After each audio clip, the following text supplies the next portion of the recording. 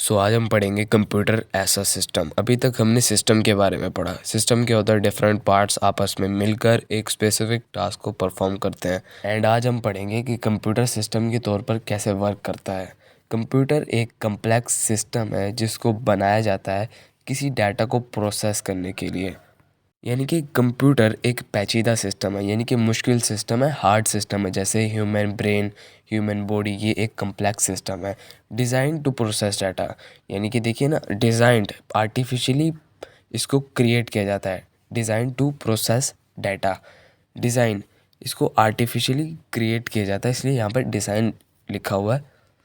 Process data यानी कि आप जो इसको इंस्ट्रक्शन प्रोवाइड करते हो उस इंस्ट्रक्शन को डाटा के तौर पर ये प्रोसेस करता है और उस इंस्ट्रक्शन के अकॉर्डिंग आपके टास्क को परफॉर्म करता है। जैसे कि आप कंप्यूटर में कोई ऐप ओपन करना चाहते हो, उस पर आप क्लिक करते हो तो कंप्यूटर को पता चलता है कि ये टास्क मुझे परफॉर्म करना है और उसके अकॉर्डिंग वो अपने टास्क को परफॉर्म करता है। तो ये है कंप्यूटर ऐसा सिस्टम।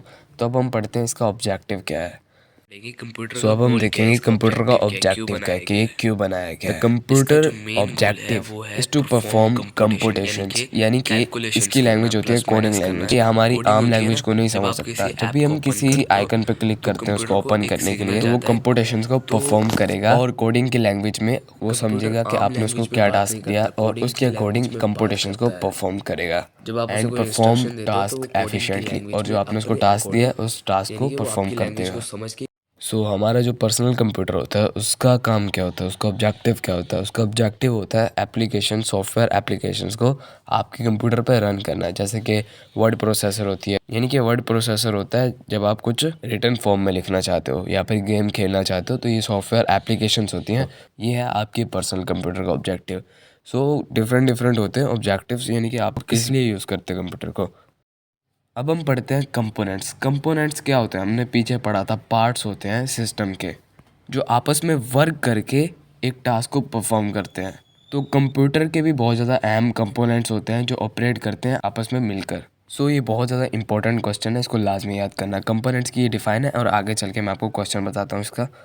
सबसे पहले टाइप है इंटरफेस कंपोनेंट, यानी कि जो हमें नज़र आता है components. Interface component fundamental parts होते हैं, यानी कि बहुत अहम पार्ट होते हैं। जैसे और ये जो होता है इंटरफेस कंपोनेंट्स, ये दो तरह के होते हैं, इनपुट डिवाइसेस और आउटपुट डिवाइसेस। इनपुट डिवाइसेस जैसे कि कीबोर्ड एंड माउस, जिनसे हम कंप्यूटर को इन्फॉर्मेशन प्रोवाइड करते हैं। यानी कि हम कीबोर्ड पे कुछ लिखेंगे तो हम कीबोर्ड पे कुछ लिख के कंप्यूटर को एक इनपुट दे रहे हैं कि आपको ऐसे करना है। हम माउस को जैसे हिलाते हैं उसका कर्सर वैसे मूव करता है, तो जिससे हम कंप्यूटर को कुछ प्रोवाइड कर रहे हैं तो वो इनपुट होता है। और अगर कुछ जनरेट होके आ रहा है, जैसे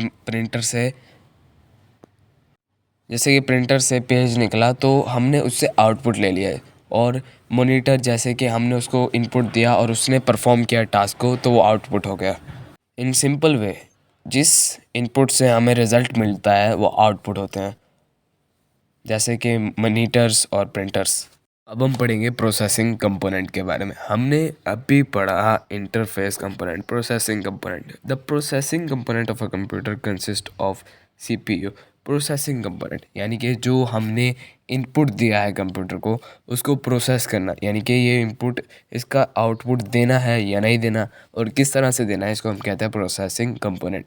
जो प्रोसेसिंग कंपोनेंट होता है इसकी एक किस्म होती है सीपीयू, कंट्रोल प्रोसेसिंग यूनिट, जो पूरे प्रोसेसिंग कंपोनेंट्स को कंट्रोल करता है। Which act the central processing unit responsible for computation and execute command.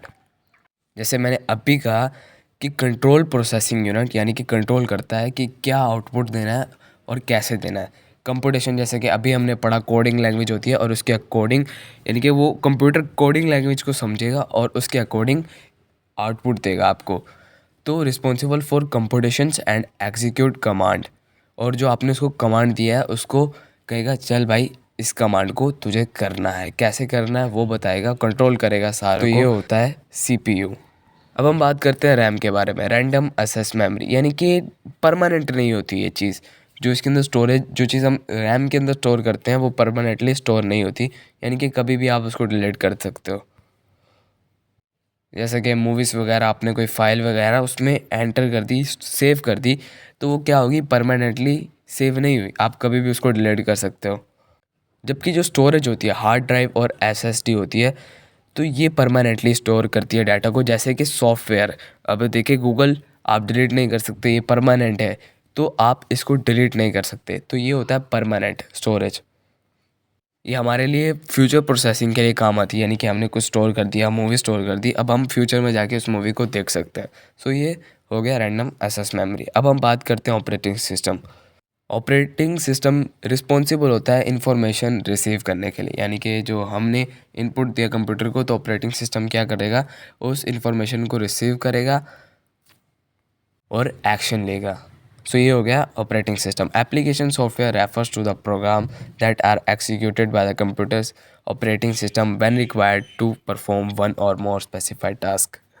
जैसे कि गूगल हो गया, हमने गूगल को ओपन किया, एक और दो टास्क परफॉर्म किए या फिर कितने टास्क परफॉर्म कर लिए और उसको बंद कर दिया, तो ये हो गया एप्लीकेशन सॉफ्टवेयर, यानी कि जो उसके अंदर सॉफ्टवेयर पड़े हैं उसको यूसेज करना परमानेंट। एक मिसाल ऐसे ले लो फॉर एग्जांपल, यानी कि जो स्टोरेज पड़ी है ना उसके अंदर, जो कंप्यूटर ने आपको दी है हार्ड ड्राइव स्टोरेज, आप उसको यूज़ करते हो किसी एक दो टास्क को परफॉर्म करने के लिए, तो ये हो गया एप्लीकेशन सॉफ्टवेयर। यानी कि एक फॉर एग्जांपल, यानी कि आप गूगल को यूज़ करते हो, तो ये हो गया आपने एप्लीकेशन सॉफ्टवेयर को यूज़ किया है, तो ये हो गया एप्लीकेशन सॉफ्टवेयर।